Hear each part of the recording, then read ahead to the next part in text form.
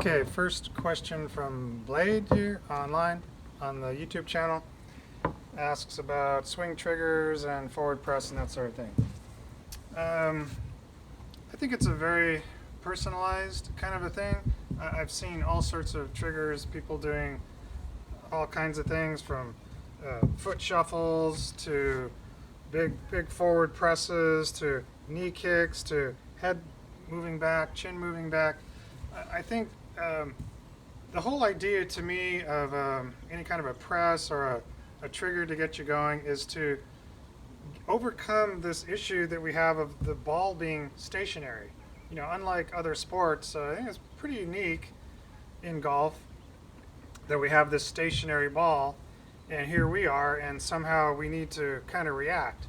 I almost feel like it would be better if, in some way, if the ball's moving, if it's coming at you and you've got to tennis the ball, it's coming at you, you don't really have time to think about much. You've got to just react. So I think the idea of a swing trigger, a press, something to get going, is really to help us mentally to move into kind of a reactionary sort of thing. My take for me personally is it's not really something I consciously have thought much about, other than my pre-shot routine is by design because of what I'm trying to do in my golf swing and along the lines of what we would be teaching at Advanced Ball Striking.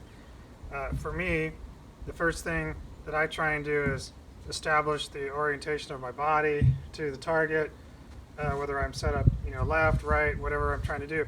I've got a shot shape in mind before I'm hitting my shot. Am I going to fade this ball? Am I going to draw this ball? So if I'm going to get over the shot, I'm going to take my stance. I'm going to look at the target. I'm going to feel my orientation to the target.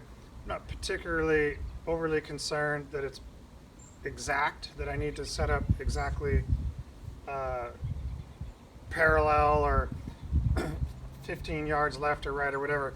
I just basically come in with a general, and this really becomes the next level of golf, is really feeling the game. Once you've got good technique, then it's all about just feeling the shot, feeling what you've got to do in the body to produce the golf shot that you're trying to hit.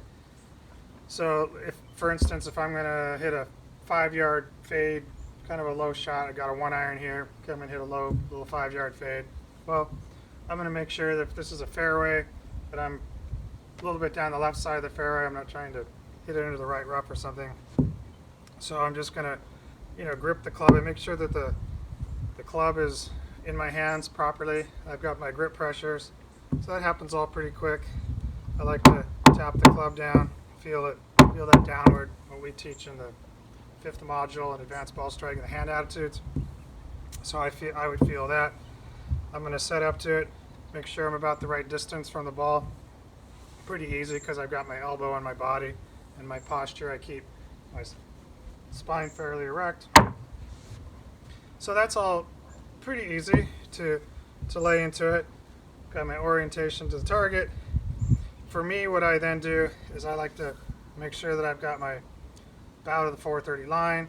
I'm going to be coming into the strike from the 430 line, so I like to move everything over this way and bow a little bit. And I think that's what Mo was doing when he was setting the club back behind the ball. So that's something that I personally learned from Mo. It's consistent with what I teach and my approach towards setting up the golf ball. So my swing trigger is basically, I start here, then as I move the club back to the ball to feel the orientation of my hands where I want them roughly at impact, and I'm going to just tap that, and it's usually a little bit of a quiver in my right arm and my right knee just to get things going muscularly, so I'm ready to strike the shot. So my pre-shot routine would be here, and my trigger would be right there. Boom. You'll see a little movement in the knee because I'm moving the club back to visually from the right side of the ball. I'm taking it back more with my right side than I am with the left. I mean, a little bit of both, but predominantly going to be right side as I'm going back. So for me, this would be it. Take it back, get ready to strike. But everybody's different. You know, we see a lot of knee kick. We see a lot of head going back.